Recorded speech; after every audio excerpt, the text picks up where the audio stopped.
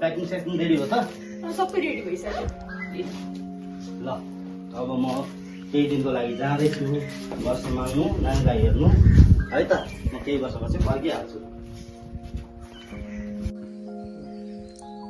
नानी पनि अब ठुलो भयो, घरको दुःख बुझ्नुपर्छ, धेरै पढ्नुपर्छ, ज्ञानी असल मान्छे हुनुपर्छ। ल ल आउनु अब स्कुल जानुपर्छ।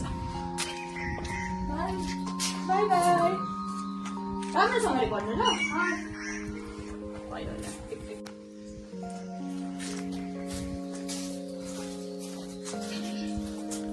घरमा को छ हौ? अनि के गर्दैछौ? ल अरे यो लुगा कसको? को आयो यहाँनिर? त्यो त मेरो पनि होइन। कसको हो यो लुगा?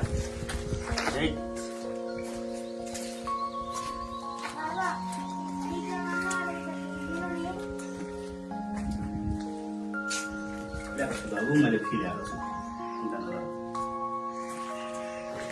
यस्तो थाहा पाएको थियो भने म कहिल्यै घर छोडेर जान्थेँ।